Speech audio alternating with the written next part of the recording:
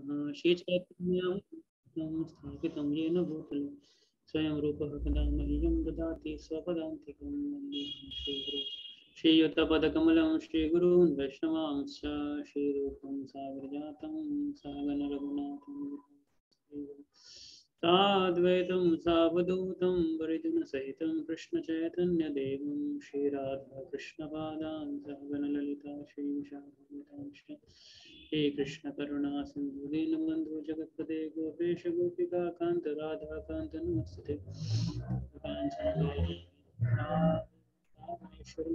विश्वभानुसुते देवी प्रणमामि हरिप्रिये जगत्पते कृपा सिंधुदेव हरितनाम पावनेभ्यो वैष्णवेभ्यो नमो नमः। जय श्री कृष्ण चैतन्य प्रभु नित्यानंद श्री अद्वैत गदाधर शिवासदि गौर भक्तवृंद। हरे कृष्ण कृष्ण कृष्ण हरे हरे राम राम राम हरे नमो विष्णुपादाय कृष्ण कृष्ण श्रीमते भक्तिवेदांत स्वामी नाथि नमस्ते सरस्वती देवी गौरवाणी प्रचारिणी निर्विशेष शून्यवादी पाश्चात्य देशतारिणी।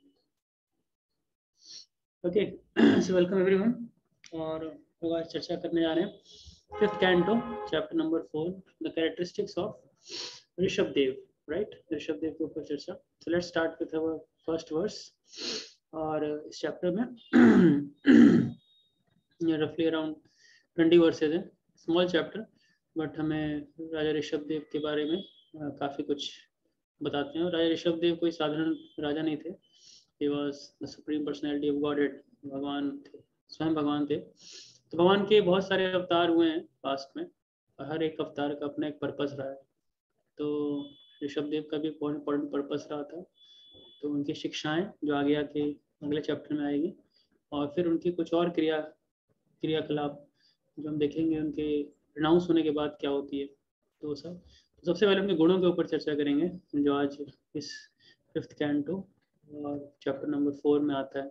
तो बहुत ही विशेष गुण है, स्वयं भगवान है, तो भगवान का कभी भी गुणगान होता है। सो फॉरमोस्ट एक गुणगान में भगवान के गुणों के ऊपर भी गुणगान होता है कि भगवान के गुण कितने बखान होते हैं। वैसे तो भगवान का गुणगान भक्तों के संदर्भ में होता है, भगवान के भक्तवत्सलता के कारण होता है, लेकिन इसके अलावा भी कई और ऐसे गुण हैं भगवान के जो काफ़ी वंदनीय है शास्त्रों में। तो टेक्स्ट 1 में भगवान के कुछ लक्षणों के बारे में बताते हैं। जब ऋषभ देव प्रकट होते हैं तो प्रकट होते समय उनके अंदर जो सारे लक्षण थे वो सारे लक्षण उसी प्रकार थे जैसे भगवान के अंदर होते हैं। जैसे भगवान कृष्ण प्रकट हुए, भगवान के कितने भी अवतार प्रकट हुए वैसे लक्षण होते हैं। इसलिए एक वर्ड यूज करते हैं फोर्थ चैप्टर के फर्स्ट वर्ड्स में, भगवत लक्षण having the symptoms of supreme personality of godhead. और ऐसा नहीं कि इनडायरेक्ट वे में, पर डायरेक्टली मैनिफेस्ट कर रहे थे। ऐसे चरणों में निशान थे, अन्य चीजें थी। अभिव्यज्यमाना, he directly manifested the symptoms of the supreme lord. पूर्ण रूप से उन्होंने सिम्टम्स मैनिफेस्ट किए थे जो परम भगवान के मैनिफेस्ट होते हैं। Let's go. एंड नाभि महाराज ने जो अपने पुत्र का नाम दिया वो नाम दिया ऋषभ। ऋषभ नाम देने का अर्थ है he was the foremost of the supreme beings, है ना। सबसे जो टॉप मोस्ट व्यक्ति होता है उसको ऋषभ दिया जाता है। So when the son of Maharaj Nabi became visible, he evinced all good qualities described by the great poets, namely a well-built body with all the symptoms of the Godhead: prowess, strength, beauty, name, fame, influence, and enthusiasm. When the father Maharaj Nabi saw all these qualities, he thought his son to be the best of human beings, or the supreme being. Therefore, he gave him the name Rishabh. Rishabh नाम इस कारण से पड़ा था। Let's go. Then एक activity, एक उनकी जो गुणों में एक जो उनकी प्रोग्रेस, खास करके उनकी ताकत के बारे में बताया, उनकी शक्ति क्या थी राजा ऋषभ देव के अंदर, तो सब भगवान थे कि एक बार इंद्र को बड़ा द्वेष हो गया। इंद्र को वैसे एक बार नहीं कई बार द्वेष होता है, और उस द्वेष के चलते उसने वर्षा ही नहीं की उनके पूरे राज्य में। अजनाब वर्ष कहते थे राजा ऋषभ देव के पहले। बाद में उनके पुत्र आते हैं भरत, उसका नाम भारत वर्ष पड़ता है। तो अजनाब वर्ष में वर्षा ही नहीं की, मतलब वर्षा नहीं हुई, तो ये साफ साफ दिखा जाता है कि इंद्र कितने द्वेष रखते थे ऋषभ से। तो स्वयं भगवान है, तो ऋषभ देव के रूप में जो भगवान का अवतार हुआ, तो इसके अलावा कितने अन्य रूप में जब भगवान आए, तो कहीं ना कहीं हम देख सकते हैं कि इंद्र के साथ कहीं ना कहीं किसी न किसी पॉइंट पे भगवान का कोई ना कोई प्रकार का एक पास टाइम रहा है। तो यहाँ भी एक वर्ष में खाली डिस्क्राइब है ये, इंद्र की एनवी के कारण इंद्र ने वर्षा नहीं की। ऋषभ देव ने अपनी मिस्टिक पोटेंसी से, अपने मिस्टिक पावर से, अपनी जादुई शक्ति से वर्षा किया, और वर्षा से फिर अजनाभ वर्ष में काफी पानी आया। प्रभात जी अपने तात्पर्य में बड़ा इंपॉर्टेंट पॉइंट बताते हैं, कहते हैं प्रभात, due to the performance of yajna clouds of water are manifest in the sky, clouds and rainfall are under the management of Indra, the heavenly king. But when Indra is neglectful, the Supreme Lord himself, who is also known as Yajna or Yajnapati, takes the task upon himself. Consequently, there was sufficient rainfall in the place named Ajnab. So when a Yajnapati wants to, he can do anything without the help of any subordinate. Therefore, the Supreme Lord is known as Almighty. Almighty शब्द कि हर प्रकार से भगवान यथा उनके अंदर शक्ति है कुछ भी करने की, इसलिए एक शब्द और आता है omnipotent. He is all powerful. He is all powerful to anything, and he doesn't depends on the demigods for getting his power from. वो शक्ति वहां से प्राप्त नहीं होती भगवान को, भगवान के अंदर खुद वो शक्ति होती है, और भी इस प्रकार से अजनाभ वर्ष में वर्षा होती है. Yes. Then when we go, then we see Nabi's affection for his son. आने वाले 2-3 श्लोकों में हम देखते हैं कि नाभि महाराज का खुद का अपने बच्चों पे कितना एक प्रेम था, खासकर ऋषभ देव के प्रति, और इस प्रकार से जब उन्होंने पूरे दायित्व अपने सबसे बड़े पुत्र ऋषभ को सौंप दिया, तो देने के बाद वो किस प्रकार से बद्रिकाश्रम गए, और प्रभात उस बद्रिकाश्रम वाले प्रसंग में बड़ी इंपॉर्टेंट पॉइंट्स को हाईलाइट करते हैं वहाँ पे. So before going to Badrikashram, Nabhi ने अपने पुत्र को राजा बनाया, और इस प्रकार से उन्होंने इसको एड्रेस किया बहुत ही सुंदर तरीके से. Due to getting a perfect son according to his desire, king Nabhi was always overwhelmed with transcendental bliss and was very affectionate to his son. It was with ecstasy and a faltering voice that he addressed him, "My dear son, my darling." This mentality was brought about by Yog Maya, whereby he accepted the Supreme Lord, the Supreme Father, as his own son. Out of his own supreme goodwill, the Lord became his son and dealt with everyone as if he were an ordinary human being. Thus King Nabi began to raise his transcendental son with greater affection, and he was overwhelmed with transcendental bliss, joy, and devotion. Right? So that was one of the dealings what King Nabi had with his son Rishabh. Yes. And नाभि ने ऋषभ देव को बनाया राजा. किन कारणों से बनाया, बहुत important है. तो बताते हैं 3 कारण थे. सबसे पहला अनुरागम आप और प्रकृति. ऋषभ देव बहुत पॉपुलर थे अपने लोगों के बीच में और गवर्नमेंट ऑफिसर्स के बीच में, मिनिस्टर्स के बीच में. तो he was a known person, लोग जानते थे, तो इसलिए उनको सबसे पहला कारण ये था. दूसरा जनपदा, जो जनता थी उनकी सेवा करना चाहते थे. You want to serve. तो ये सेकंड क्वालिटी की लीडर क्यों नहीं चाहिए. इसी एक सर्वेंट लीडरशिप बताई जाती है एक चीज कि हमेशा लीडर्स को एक सर्वेंट सेवा की भावना से जब सेवा करते हैं अपने डिपेंडेंट्स की भी, तो इस कारण से डिपेंडेंट्स भी इंस्पायर्ड होते हैं अपने लीडर की सेवा करने के लिए. So it's mutual relation. और सेतु रक्षायाम, to protect the people strictly according to the Vedic principle of religious life. एक वैदिक धर्मों या वैदिक जो प्रिंसिपल्स होते हैं उनके आधार पे, वैदिक नियमों के आधार पे अपने जनता की, अपनी प्रजा की रक्षा करना, है ना, ये बहुत इंपॉर्टेंट था राजा के लिए. प्रभा जी अपने तात्पर्य में बताते हैं, अकॉर्डिंग टू वैदिक principles society is divided into 4 categories, ब्राह्मण, क्षत्रिय, वैश्य, शूद्र. चतुर्वर्णयो मया सृष्टम गुणकर्म विभागश. After dividing society in this way, it is a king's duty to see that everyone executes Vedic principles according to his caste. A Brahman must perform the duty of Brahman without cheating the public. It is not that one attains the name of Brahmana without the qualification. It is the king's duty to see that everyone engages in an occupational duty according to the Vedic principles.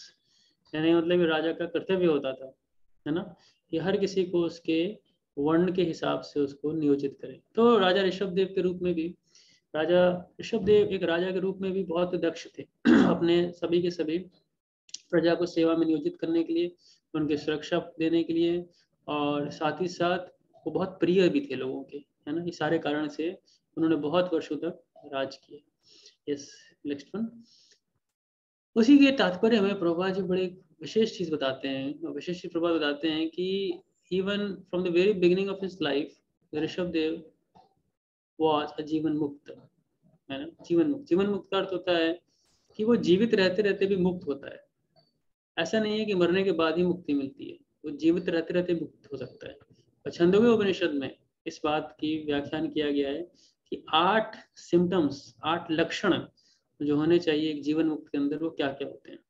और वो जीवन मुक्त के अंदर जो लक्षण है वो इस प्रकार से बताते हैं। तो पहला बताते हैं अपहत पाप।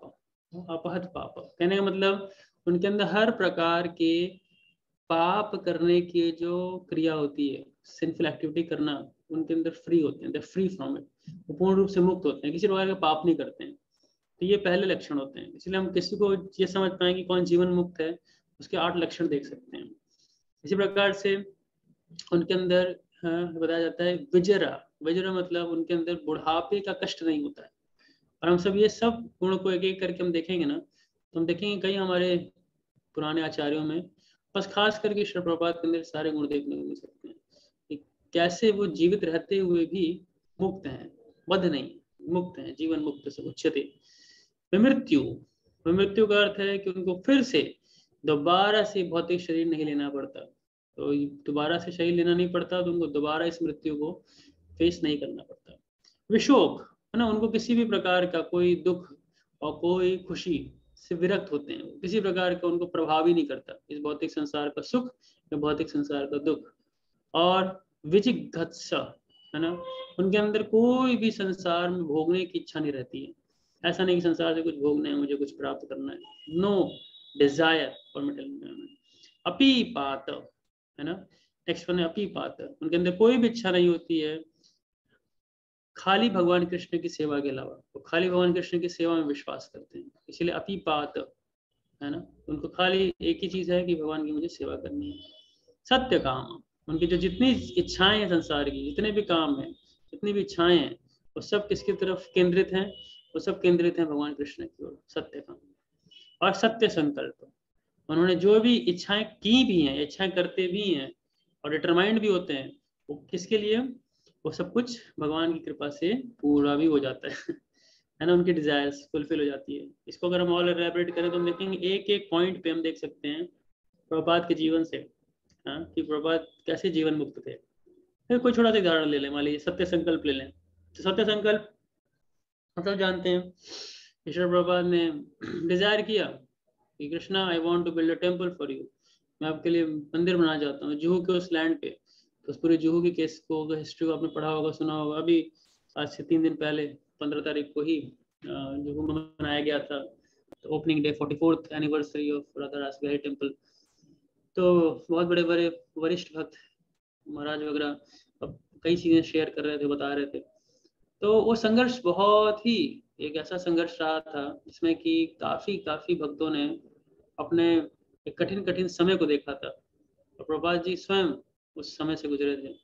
लेकिन सत्य संकल्प, प्रभुपाद की एक इच्छा थी जिसको कि भगवान को भी पूरा करना है, मजबूरी थी, भगवान को पूरा करना ही करना। सत्य संकल्प इस प्रकार से अब कोई भी एक गुण उठाइए, अब घंटे घंटों प्रभुपाद के ऊपर बोल सकते हैं, बता सकते हैं कि प्रभुपाद के अंदर ये गुण कितने हद तक प्रासंगिक थे, ना, बहुत हद तक उनके जीवन से रिफ्लेक्ट होते थे प्रभुपाद के अंदर। Yes, let's go to the next one. और इस प्रकार से कहते हैं महाराज Parikshit Sukhdev Goswami, to glorify Maharaj Nabi, the old sages composed 2 verses. One of them is this: who can attain the perfection of Maharaj Nabi? Who can attain his activities? Because of his devotional service, the Supreme Personality of God agreed to become his son. तो जितने ऋत्विक्स थे, जितने says थे, जितने संत थे वहाँ पे, वो बहुत गुणगान कर रहे थे। उसमें 100 श्लोकों को यहाँ उद्धृत करते हैं, सुखदेव गोस्वामी बताते हैं वो बहुत भाग्यवान मानते थे राजा नाभि को, क्योंकि घर में स्वयं भगवान प्रकट हुए हैं। बहुत बड़ी बात है, किसी गृहस्थ के घर में स्वयं भगवान जन्म ले रहे हैं, तो उस गृहस्थ जीवन का क्या कहना कि भगवान स्वयं वहां से प्रकट हुए हैं। दूसरा बताते हैं, who is a better worshipper of Brahmanas than Maharaj Nabhi? ब्राह्मणों की पूजा वास्तविक रूप से किसने की है तो महाराज नाभि ने की है। Because he worshipped the qualified brahmanas to their full satisfaction, The Brahmanas by their Brahmanical prowess showed Maharaj Nabi supreme personality को नारायण person, है ना। हमने देखा था कल पिछली क्लास में डिस्कस किया था कि किस प्रकार से ब्राह्मणों ने अपनी शक्ति से अपनी भक्ति से उतारा था किसको, भगवान को इन्वोक किया था, भगवान को बुलाया था। इसीलिए एक बहुत इंपॉर्टेंट प्रिंसिपल आता है ब्राह्मणों की सेवा, क्योंकि ब्राह्मण के अंदर ये गुण होते हैं, ये फेथ होती है, ये श्रद्धा होती है, जिससे कि वो भगवान की भक्ति करते हैं और उनकी भक्ति से प्रसन्न होकर ही भगवान इस संसार में आते हैं। और भक्ति कैसी होती है, शुद्ध भक्ति होती है, जो कुछ हद तक ब्राह्मणों में देखी जाती है। ऐसे तो भक्ति किसी वर्ण पे निर्भर नहीं करती है, ऐसा नहीं कोई ब्राह्मण क्षत्रिय व शूद्र किसी वर्ण पे निर्भर करती नहीं, लेकिन तब भी ऐसा सामान्यता देखा जाता है कि ब्राह्मणों के अंदर ये चीज होती है। अरे ब्राह्मण ऐसा नहीं कहा जा रहे हैं कि ये जन्मजात से ब्राह्मण हो, ये ब्राह्मण वो होते हैं जो वास्तविक रूप से गुणों से ब्राह्मण होते हैं, सतोगुण में स्थित हैं ना, सतोगुण में स्थित हैं, क्योंकि सतोगुण का शुद्ध सत्व से बहुत करीबी कनेक्शन है, बहुत ही करीब है शुद्ध सत्व से सत्वगुण। और सत्वगुण में कोई ब्राह्मण स्थित होते हैं और भी श्रद्धा से अपनी भक्ति से जो भगवान की पूजा करते हैं, भगवान को पूजते हैं, तो भगवान को बुलाना आसान होता है। और कल के हमने इस पूरे के पूरे चैप्टर में इस चीज को पढ़ा था कि किस प्रकार से ब्राह्मणों ने भगवान को यज्ञ स्थली में बुलाया, है ना, यज्ञ स्थली में उतारा था। उसी में ये बात कही जा रही है क्योंकि राजा नाभि ने इतने अच्छे से इनकी सेवा की थी, इतने अच्छे से इनको वर्शिप किया था कि इससे प्रसन्न होकर के ब्राह्मणों ने भी अपना पूरा हृदय लगा दिया था भगवान को पुकारने में, भगवान को बुलाने में। इसलिए कहा जाता है कि ब्राह्मणों की सेवा पूरी हृदय से करनी चाहिए, क्योंकि आप हृदय से करेंगे और अगर ब्राह्मणों ने भी अपना हृदय लगा दिया उस कार्य के लिए, जो कार्य भगवान की प्रसन्नता है मुख्यतः, तो बहुत ही जल्दी यजमान को उसका लाभ मिल जाता है, फल मिल जाता है। लेकिन ब्राह्मण भी अपना हार्ट पूरी तरह से नहीं लगा पा रहा है, उसका हृदय अभी भी रुका हुआ है, हृदय में अभी भी संकोच है, या हृदय तब भी पूरी तरह से नहीं लगा पा रहा है, तो भी यजमान को हो सकता है पूरा फायदा ना मिले। जैसे ब्राह्मणों को संतुष्ट करके भेजना ये कॉन्स्टेंटली बताया गया शास्त्रों में, उनको करना चाहिए ये चीज। तो बहुत इंपॉर्टेंट प्रिंसिपल है ये, जो शास्त्रों में पढ़ने और सुनने को और समझने को मिलता है। तो इस प्रकार से दो वर्सेस में ग्लोरिफिकेशन करते हैं और बताते हैं कि क्या महिमा है महाराज नाभि की। महाराज नाभि ने ब्राह्मणों की इतने सुंदर तरीके से पूजा अर्चना की, वर्शिप किया, वेलकम किया, रखा कि हम सब प्रसन्न होकर के यहाँ से जा रहे हैं और ये आशीर्वाद देके गए, और साथ ही साथ भगवान नारायण को वहाँ पे प्रकट भी किया। Right, when you go further, Maharaj Nabhi इस प्रकार से सब कुछ त्याग करके अपना भगवत धाम की ओर और ब्रह्म खास करके बताया जाता है कि बद्रिकाश्रम की ओर बढ़े। भगवान नर नारायण ऋषि की तपस्या की, नर नारायण ऋषि की तपस्या करने के बाद उन्होंने भगवान के वैकुंठ धाम को प्राप्त किया था। वैकुंठ धाम के विषय में भी बताते हैं बहुत ही इंटरेस्टिंग पॉइंट कि वैकुंठ धाम में भी उन्होंने प्राप्त किया तो भगवान उसको बहुत एम्फसाइज, प्रभुपाद जी बहुत एम्फसाइज करते हैं उस पॉइंट को परपट में, तो उसको आगे देखते हैं। लेकिन उससे पहले ऋषभ देव के ब्रह्मचर्य जीवन के बारे में वर्णन आता है, गृहस्थ जीवन के बारे में वर्णन आता है कि एज ए ब्रह्मचारी वो कितने दक्ष तरीके से अपने गुरु के आश्रम में रहे और रह करके वहाँ गुरु की सेवा की, दक्षिणा दी और फिर फाइनली आकर के अपना गृहस्थ जीवन स्वीकार किया। गृहस्थ जीवन में भी उनकी जयंती, उनकी वाइफ और उनके 9 बताते हैं उनके जो जन्मदिन की वाइफ और 100 पुत्र थे, और उनके 100 पुत्र थे और वो पूरा अपना जो जीवन चला रहे थे, वो जीवन चलाते चलाते उनके जो प्रिंसिपल जिसपे अपना गृहस्थ जीवन चलाते थे वो श्रुति और स्मृति शास्त्रों में पूर्ण रूप से वो था। इसी के संदर्भ में जैसे आपको बता रहा था कि ये जो पॉइंट है कि कितना इम्पोर्टेंट है व्यक्ति को अपने जीवन के अंत में जाकर के भगवान के धाम को प्राप्त करना। उसी के संदर्भ में जब ये पॉइंट आता था कि जब महाराज नाभि छोड़ करके चले गए थे अपना जो घर, अपना जो फैमिली थी, और उस फैमिली को त्याग करके जब वो बद्रिकाश्रम गए, बद्रिकाश्रम जा करके नर नारायण ऋषि की पूजा की, वर्शिप किया, और उसको करने के बाद उन्होंने किस प्रकार से प्राप्त किया, उसके संदर्भ में प्रभुपाद बड़ा अच्छा एक तात्पर्य में पॉइंट बताते हैं, तो ध्यान से सुनिएगा। वही कहते हैं it's in addition retirement at the end of life is compulsory. Retirement बहुत जरूरी है अंत में जीवन के।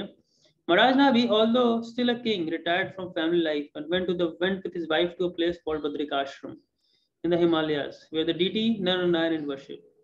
The word prasanna nipunen tapasa indicates that the king accepted all kind of austerity very expertly and jubilantly. He did not at all mind living his comfortable life at home, although he was the emperor.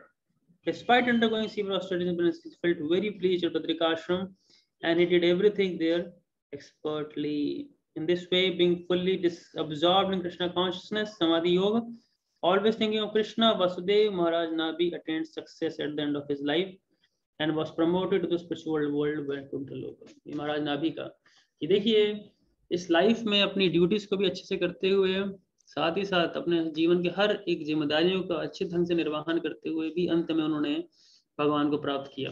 हम सबके लिए बहुत बड़ी important शिक्षा है ये। ऐसा नहीं होता है कि हर चीज को छोड़ने से ही भगवान प्राप्त होते हैं। हर चीज को कैसे जोड़ना है, वो जोड़ने की कला समझ में आनी चाहिए, और फिर उस तरीके से हम क्या कर सकते हैं, अपने जीवन में भगवान को प्राप्त कर सकते हैं। फर्दर ऋषभदेव के 100 पुत्रों का वर्णन आता है। वो 100 पुत्र कैसे थे, अपने आप में पुत्रों का बड़ा विशेष वो है। Let's see one by one. तो इस प्रकार से उनके 100 पुत्रों का भविष्य था। इसमें से ऐसा नहीं कि 100 के 100 एक ही कैरियर लाइन को अपना लिए, सब अलग अलग थे। पहले जो 10 थे उसमें भरत सबसे बड़े थे, और भरत महाराज का इतिहास काफी लंबे से काफी लंबाई में आएगा अभी आने वाले टाइम में हम पढ़ेंगे।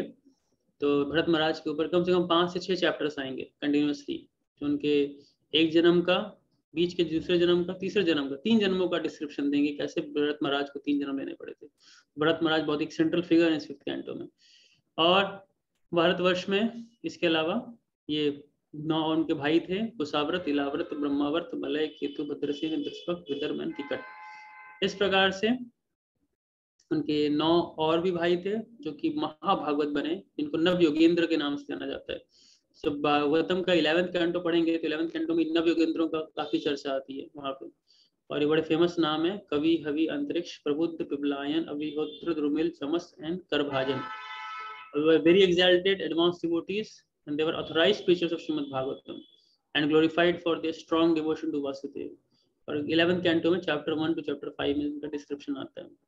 और इसके अलावा जो 81 भाई बचे, they all become well cultured, well behaved, very pure in their activities, and Brahmanas expert in Vedic knowledge and rituals. They become Brahmanas basically. तो ऐसा नहीं है कि कोई क्षत्रिय में जन्म लिया है तो ब्राह्मण नहीं बन सकता, या ब्राह्मण में जन्म लिया तो क्षत्रिय नहीं बन सकता। ये सब गुणों के आधार पर होता है। आपके अंदर गुण है तो आप आराम से बन सकते हैं। एक डॉक्टर के यहाँ बच्चा पैदा हुआ तो जरूरी नहीं कि डॉक्टर ही बनेगा, इंजीनियर भी बन सकता है, प्रोवाइडेड वो गुण उसको पैदा करने पड़ेंगे अपने अंदर। तो दे वर सम ऑफ द डिस्क्रिप्शंस। ये 100 पुत्र जो महाराजा ऋषभदेव जो स्वयं भगवान थे, उनके 100 पुत्रों का ये वर्णन आता है, जिनकी शिक्षाएं अगले इसके नेक्स्ट चैप्टर में आएगी। बहुत ही इंपॉर्टेंट शिक्षाएं हैं वो सारी की सारी। तो next one will go for the description. अब आगे वर्णन आता है क्वालिटीज ऑफ ऋषभदेव के अंदर ऐसे क्या क्या गुण थे। सबसे पहले तो फुल इंडिपेंडेंट, और ये इंडिपेंडेंट भगवान है। भगवान के डेफिनेशन ऑफ गॉड, अगर भगवान की डेफिनेशन कोई पूछे what's the definition of God, that the first canto, first chapter, verse 1, janmadyasya niyadiratashtharteshu abhigya swarat tena brahma hridayadi gavayamo yanti yat surya tejovari vridam yatha vinimayo vattate sargam vrishabh namna swena nirasta sada kuhukum satyam paramadhimahi। है ना, ये पूरा definition है। कोई पूछे भगवान की definition, ये हाँ, this is the definition of the supreme. तो बहुत सारे शब्द इसमें आते हैं। जन्मादि अस्यता अन्वयात इतरतस चरथेश्चा अर्थेषु अभिज्ञ स्वराट। लाइन वहां थी स्वराट, और यहाँ पे फुल इंडिपेंडेंट आत्मतंत्र। बात एक ही है कि भगवान पूर्ण रूप से स्वतंत्र हैं, किसी पे निर्भर नहीं करते किसी भी चीज के लिए। वही चीज गुण हमें राजा ऋषभदेव के अंदर देखने को मिलता है। स्वयं भगवान है, स्वतंत्र है अपने कई कार्यों में, लेकिन एक जीव स्वतंत्र नहीं हो सकता। जीव हमेशा अधीन होगा, या तो भगवान के अंतर्गत शक्ति के अधीन होगा, या तो भगवान की माया शक्ति के अधीन होगा। 2 शक्तियां प्रमुख रूप से हैं भगवान की। वैसे तो असंख्य शक्तियां भगवान की, लेकिन एक जीव अधीन हो सकता है, जीव कभी भी स्वतंत्र नहीं हो सकता। ये बहुत ही बेसिक ज्ञान है गीता का जो भगवान देते हैं। दूसरा गुण बताते हैं नित्य निवृत्त अनर्थ। भगवान के अंदर कोई भी अनर्थ नहीं है। Eternally free from material miseries, is totally free, right. पूरी तरह से आजाद है भगवान, is totally free from material miseries. Next one is केवल आनंद अनुभव, भगवान खाली आनंद का अनुभव करते हैं और कोई अनुभूति नहीं, दुख के नाम की कोई चीज नहीं भगवान के अंदर। इसलिए भगवान को बोला जाता है रसो वैसः, he is the source of all transcendental pleasures for us also, and he himself within himself is very very satisfied and happy. भगवान को कोई प्रकार का दुख नहीं है जीवन में। ईश्वर कंट्रोलर, समः इक्विपॉइस, सबके लिए एक समान भगवान कार्य करते हैं। और undisturbed by the material senses, भौतिक इंद्रियों के द्वारा भगवान को कोई भी डिस्टर्बेंस नहीं। हम सबको डिस्टर्ब करती हैं भौतिक इंद्रियां, मन में नाना प्रकार की वासनाएं सताती हैं, नाना प्रकार के क्रोध भरे हुए हैं, द्वेष, ये सब सताते एक जीव को। लेकिन भगवान के अंदर जब भौतिक इंद्रियां ही नहीं है तो किसी प्रकार का वो चीज सता नहीं सकती। तो उपशांतः एक गुण भगवान का बताया गया। फर्दर डिस्क्राइब करते हुए भगवान ऋषभ देव के बारे में बताया जाता है कि जैसा जैसा वो आचरण करते थे, अपने आचरण से लोगों को उस धर्म के सिद्धांतों को पालन करने में मदद करवाते थे। क्योंकि देखिए एक ऐसे लीडर खाली बड़ी बड़ी बातें करने से नहीं कुछ होता है ना। महाप्रभु ने कहा है अपने आचरी प्रभु जीव सिखाए, और भगवान भी इस बात को कहते हैं गीता में भी, यदि यदि आचरति श्रेष्ठ तत्त एवतरो जन सयत प्रमाणम गुरुते लोकस्तत् अनुवर्तते, लोकस्तत् अनुवर्तते, कि जैसा जैसा एक लीडर करता है वैसे वैसे लोग फॉलो करते हैं। ऐसा नहीं होता है कि खाली लीडर बोले भ्रष्टाचार के ऊपर, लेकिन उसको एक आदर्श स्थापित भी करना होता है कि वाकई में मैं भी भ्रष्टाचारी नहीं हूँ। अगर खाली बड़ी बड़ी बातें बोल सकते हैं, if you talk big big things and if you don't do anything practical, then the words has no value, it doesn't have any value actually. इसलिए राजा ऋषभ देव ने एक्शन से बहुत कुछ सिखाया, and he performed the proper actions, and similarly the people of his kingdom followed it. Yes, next one. So this is very interesting how now as a leader whom he used to follow, क्योंकि leader independent तो है लेकिन वो किसी को तो follow करता है, उसको कहाँ से फॉलो करना होता है, किसको फॉलो करना होता है, तो बड़ा इंपॉर्टेंट है। एक पूरे के पूरे वैदिक संरचना में, इन द होल वैदिक सोसाइटी ऑर्गेनाइजेशन और वैदिक संरचना में अगर आप देखेंगे तो ब्राह्मणों का बहुत इंपॉर्टेंट रोल होता था। वो क्षत्रियों को गाइड करते थे और गाइड करते थे।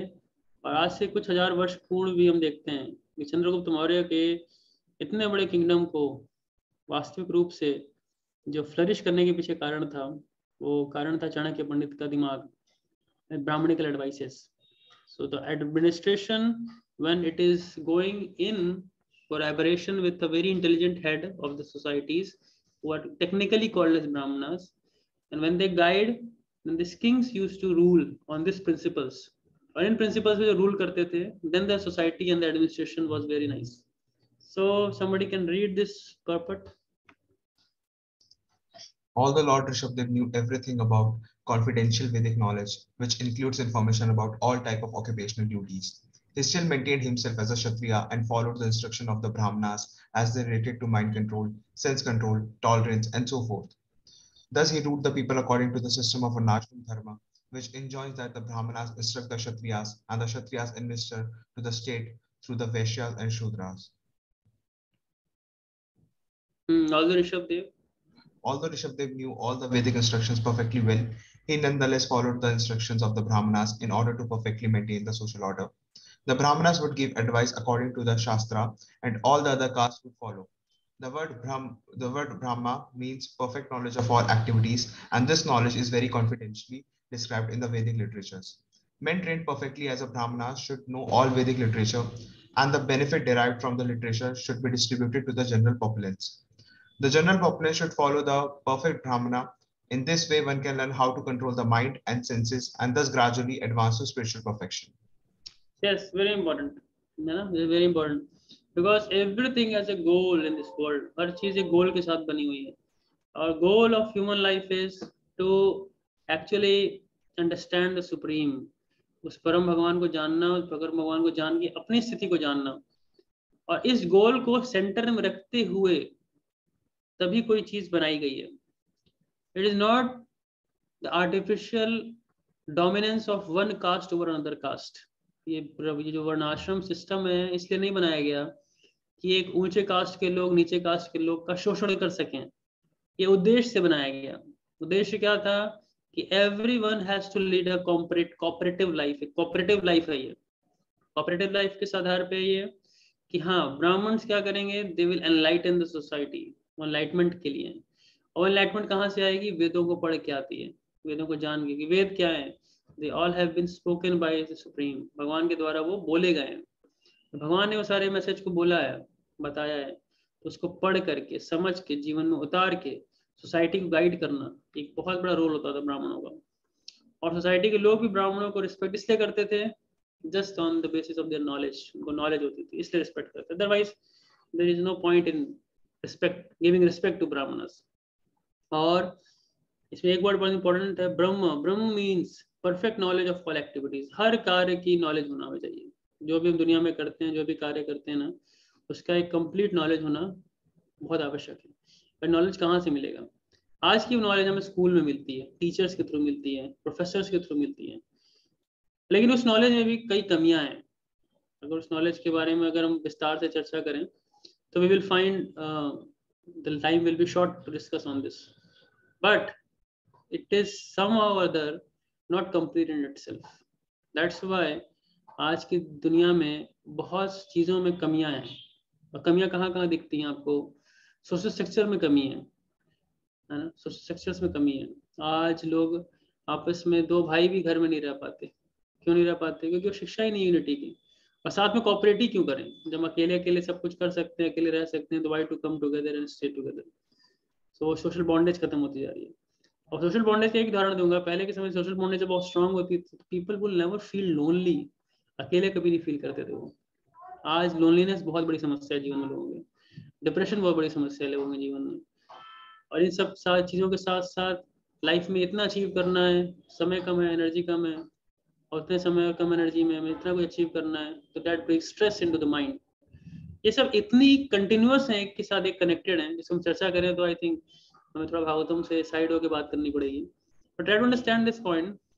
in the society there were the people who used to give practical advices to people on certain things. वो ब्राह्मण होते थे। Even the king out of etiquette used to follow it, though he supreme lord Rishabh Dev स्वयं भगवान है, तो इनको सारी नॉलेज ऑलरेडी है। तो ये भी हो सकता है कह दें मेरे को मत समझाओ, आई हैव ऑल नॉलेज, लेकिन इसके बावजूद as a matter of etiquette, as a matter of duty, as a matter of a king, he is accepting this knowledge from the brahmanas. ब्राह्मणों से नॉलेज को accept कर रहे हैं। So that was the way the whole society used to run, and that's very important to take the advice from the brahmanas and making one's life successful. Okay, let's go further and let's see some small 2-3 things are there more. And advice लेने के बाद वो next चीज क्या करते थे? He used to perform sacrifices. What is the way? What sacrifice होता क्या है? To understand, Lord Rishabdev performed all kinds of sacrifices 100 times according to the instructions of Vedic literature. Thus he satisfied Lord Vishnu in every respect. All the rituals were enriched by first-class ingredients. They were executed in the holy places according to the proper time by priests who were all young and faithful. In this way, Lord Vishnu was worshipped and the prasad was offered to all the demigods. Thus the functions and the festivals were all successful. Try to understand. पहले की society बहुत cooperative थी, operation था किनके बीच में? देवताओं के बीच में, मनुष्यों के बीच में। थर्ड चैप्टर में भगवान इस बात को बताते हैं कि जो ह्यूमन सोसाइटी है वो फ्लरिश करती है because of the benedictions we receive from the devatas. देवताओं से जो बेनेडिक्शन मिलता है ना, उसी से ह्यूमन सोसाइटी फ्लरिश करती है। बहुत सारी चीजें हैं दुनिया में। अब देखो, छोटे छोटे उदाहरण देता हूँ मैं। हमें से जितने भी नेचुरल रिसोर्सेज मिलती हैं, वो सारे के सारे नेचुरल रिसोर्सेज किसी के द्वारा दी गई हैं, अपने आप नहीं आती हैं। ये कहते हैं ना, अपने आप आ गई, चांद से आ गई। It all shows the height of foolishness. कोई भी चीज अपने आप नहीं आती दुनिया में, हर चीज के पीछे कारण है। Everything has a cause behind it. जब आप इस कॉज को हटा देते हैं और बोलते हैं कि it came out by chance और एब्रप्टली और it may have come, why to think so much about it, उसके बारे में क्या इतना सोचना है? नहीं, they are matter of considerations and for the intelligent people certainly these are matter of considerations. For example, natural resources, if you talk about gems, है ना, इतने इतने वैल्यूएबल जेम्स हैं जो ओशन में मिलते हैं, वो सब भगवान के अरेंजमेंट से आते हैं। वन स्पेसिफिक मैं आपको बताता हूँ, जेम है, इसको कहते हैं मोती, pearl. It all comes from the mouth of the सीप, हाँ, उनके मुंह से it comes. And how it comes, तो स्वाति नक्षत्र में वर्षा होती है, तो उसकी जो बूंदें नीचे पड़ती है सीप के पास, उससे पैदा होता है मोती। ये ठीक है, एक छोटा सा साइंस है ये। इसके अलावा जेम्स, अलग अलग प्रकार के जेम्स होते हैं, रूबीज, डायमंड्स, गोल्ड, ये सब जमीन में मिनरल्स, जमीन में सारे जेम्स मिलते हैं, जब सारे के सारी चीजें मिलती हैं अलग अलग स्थानों में अलग अलग कारणों से। उसी प्रकार नेचुरल रिसोर्सेज देख लें, कोल देख लें हम, उसके अलावा पेट्रोल देख लें, क्रूड ऑयल्स देख लें, जितने प्रकार के होते हैं, जितने नेचुरल रिसोर्सेज होते हैं, यूरेनियम देख लें, ये सब कोई घर में नहीं पैदा करता है, ये सब रिसोर्स पृथ्वी देती है। और पृथ्वी के पीछे भी कारण देखें तो ऑल दिस डेमिगॉड्स, देवता देते हैं सबके पीछे, खाने के लिए अनाज और कई अन्य चीजें। खाली हम ऐसा नहीं खेती कर दिए तो हमें अनाज मिल जाएगा, बहुत ही बेसिक चीजें। तो it all goes on corporation. आप यहाँ पे यज्ञ करते हैं, यज्ञ की आहुति देते हैं, देवता स्वीकार करते हैं और देवता उस चीज को रिटर्न में देते हैं। तो it is a mutual transaction, mutual transaction. अब कोई कहेगा कि अरे हम आग में डाल रहे हैं कुछ अनाज, घी, और देवताओं तक कैसे पहुंच रहा है? ये मंत्रों के द्वारा पहुंचता है। जैसे फॉर एग्जाम्पल आज हम बैठे बैठे यहाँ अमेरिका ट्रांसफर करना है पैसे, लैपटॉप में बैठ के हमने कुछ फिगर्स डाल दिए, वो कोई बेचारा कम पढ़ा लिखा व्यक्ति देखा, अरे क्या हो रहा है, ये तो कुछ फिगर्स खाली लिख रहे हैं यहाँ बैठ के, खाली एक लैपटॉप पे अपने 1000 लिख दिया और वहीं से फोन आया अमेरिका से, हाँ भाई पैसे पहुंच गए मेरे को। तो how it happened? It is because of the complex machinery behind this system. इस सिस्टम के पीछे जो कि कॉम्प्लेक्स मशीनरी काम कर रही है, उसके द्वारा ये पैसा इंडिया से लेकर के अमेरिका तक पहुंच गया। उसी प्रकार से जो कम बुद्धि वाले होते हैं, उनको अकल कम होती है, उनके सामने यज्ञ करते हैं, उनको लगता है अरे इस यज्ञ से हमने कुछ डाला और देवताओं तक पहुंच गया, what is a fake thing, come on, don't make fool out of me. नहीं, ऐसा नहीं है। आप नहीं जानते इसके विज्ञान को, you don't know the science behind it, so it doesn't mean that it doesn't exist. ऐसा नहीं कि आप नहीं जानते तो वो चीज है नहीं है। You have to go and just get it confirmed from a very bonafide source. ये होता कैसे है? जैसे कलयुग में ये सेक्रीफाइसेस तो मना है, जो सेक्रीफाइस कलयुग में रिकमेंडेड है वो है हरिनाम संकीर्तन। इसलिए हरिनाम संकीर्तन है भगवान की यज्ञ, इस भाव से किया जा रहा है भक्तों के द्वारा, इस कारण से आज भी थोड़ी सभ्यता समाज में मिल रही है। अन्यथा this can be finished at any point of time. Why? Because when the sacrifices are not there, already the devatas won't give what we require for. That's very important. And that's why King Rishabhadev's second duty was, the first one was to take the advice from the Brahmanas, second was to perform the sacrifices. Next one. And the third was he satisfied the citizens, है ना? तो citizens को भी satisfy किया उन्होंने। कैसे? No one likes to possess anything that is like a will o' the wisp or a flower in the sky, for everyone knows very well that such things do not exist. When Lord Rishabhdev ruled the planet of Bharatvarsh, even common men did not want to ask for anything at any time or by any means. No one ever asked for a will o' wisp. In other words, everyone was completely satisfied, and therefore there was no chance of anyone asking for anything. The people are absorbed in great affection for the king. Since this affection was always expanding, they were not inclined to ask for anything. So that's what the point is. ऐसा नहीं राजा कुछ दे नहीं रहे थे, बिना दिए बस artificial लोगों को सेटिस्फाई किए हुए थे, दे सब कुछ रहे थे, लेकिन लोगों की सेटिस्फैक्शन उन चीजों में नहीं थी। लोगों की सेटिस्फैक्शन थी एक राजा के साथ अपने एक अफेक्शनेट रिलेशन में। वो राजा को बहुत प्रेम करते थे। और ये जो हमारा वास्तविक रूप से जो हमारा एक लाइफ में सेटिस्फैक्शन आता है ना, जब हम होल एंड सोल एक अफेक्शन और लव कैरी करते हैं कुछ लोगों के प्रति इस दुनिया में, और वो लोग कैसे होने चाहिए, खास करके दैविक गुण जिनके अंदर हो, खास करके भगवान भी इस बात को कहते हैं। और इवन श्रीमद् भागवतम में एक जगह पे बात बताई गई है, 1st canto 2nd chapter 6th verse में, सवै पुंसा परो धर्मो यतो भक्तिर अधोक्षजे अहैतुकी अप्रतिहता ययात्मा सुप्रसिद्धति। So here it says the line suprasiddhati. The suprasiddhati means it's completely satisfying to the self. When we serve the Supreme Lord, और Supreme Lord को सेवा कैसे कर रहे हैं? We are serving without any reservation, ahetuki, and without any motive, without any reservation, without any motive. When we serve Krishna, we get satisfaction. और यही citizens के साथ, citizens को सब कुछ दे रहे हैं, सब कुछ मिल रहा है, कमी नहीं किसी चीज की, लेकिन सेटिस्फैक्शन वस्तुओं से नहीं आता। Satisfaction doesn't comes from the things we possess. ऐसा नहीं मोबाइल से सेटिस्फैक्शन आएगा, लैपटॉप से सेटिस्फैक्शन आएगा, गाड़ी से सेटिस्फैक्शन आएगा, घर से सेटिस्फैक्शन आएगा।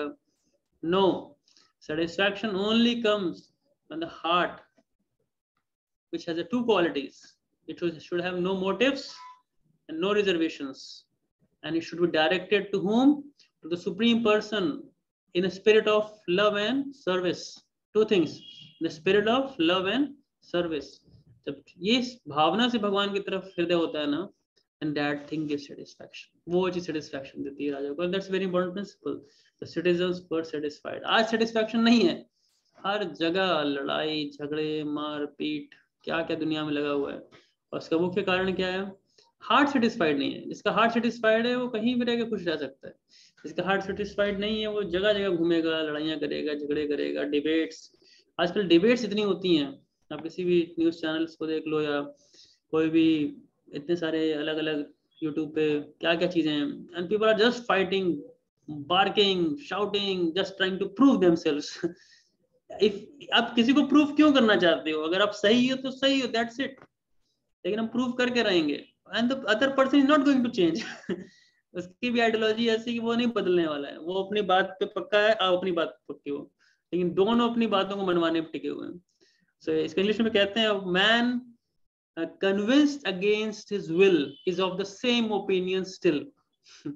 A man convinced against his will is of the same opinion still. अगर उसकी इच्छा नहीं है, उसको जबरदस्ती मनाने में लगे हुए हो, आप करते रहो करते रहो करते रहो, अंत में 1 घंटे के बाद यही समझ में आएगा वो नहीं माना आपकी बात. Even you cannot force a dog also to do against his will. अब जबरदस्ती एक डॉगी को भी घर में किसी ने रखा है ना, खींच के आप बोलो चल खा ले खा ले खा ले, आज इतना अच्छा मैंने तेरे लिए पास्ता समोसे और क्या क्या आइटम बनाए, नहीं खाएगा. उसका मन नहीं है तो नहीं खा सकता, वो कुछ भी कर लो. Is not, the will is not there. तो how the will works, that's a different thing, तो बाद में डिस्कस करेंगे. The point is the root thing is satisfaction, giving satisfaction to people. और ये राजा का एक बहुत बड़ा कर्तव्य होता था कि अपनी प्रजा को संतुष्टि प्रदान करना, सेटिस्फैक्शन देना. Yes, further. So last one was, अपने पुत्रों को भी इंस्ट्रक्शन दिया. क्यों? क्योंकि instructing his sons was very important. Now they are going to be the future kings. आने वाले समय में ये सारे के सारे राजा होंगे. So once while touring the world, Lord Rishabdev, the Supreme Lord, reached a planet known as Brahmavarta. There was a great conference of learned Brahmanas at that place, and all the king's son attentively heard the instruction of the Brahmanas there. At that assembly, within the hearing of the citizens, Rishabdev instructed his sons. Although they were already very well behaved, devoted, and qualified, he instructed them so that in the future they could rule the world very perfectly. Thus he spoke as follows. इसके बाद का जो instructions आएगा उसमें बहुत ही एक एक words इतने पावरफुल वर्सेस हैं. परम पूजनीय गोपाल कृष्ण गोस्वामी महाराज अपने एक प्रवचन में बताते हैं कि अगर उन 25 से 30 वर्सेस में किसी एक वर्ष के भी हम वास्तविक रूप से अगर अपने जीवन में उतार लें, only one verse out of all those verses, our life will change. So these instructions are very powerful, heavily loaded with lot of meanings to it.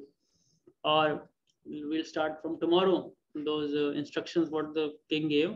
But the point important here is the instructions given by the Supreme Lord was the one of the most important activities what he did, you know, to give that message. And that's why Krishna also says he comes again and again to this world. Yada yada hi dharmasya glanir bhavati bharat abhyuttana dharmasya tadatmanam sajameham. So again and again to establish the principles of religion, he comes again and again. And the Rishabdev was one of the incarnations of the Supreme who came to give very, very divine teachings, not only to his sons, but to every one of us. Even after so many years, thousands and thousands of years, we are able to access that supreme knowledge. That's only because of the mercy of Lord Rishabdev and the whole parampara who brought this message as it is, without adultering that message. So, what he said, whatever instructions, we'll see tomorrow. And the last one, yes, that was the end of it. Okay, so I thank all of you for being the part of this characteristics of King Rishabdev. Hare Krishna, Krishna Krishna, Hare Hare, Hare Ram, Ram Ram, Hare Hare.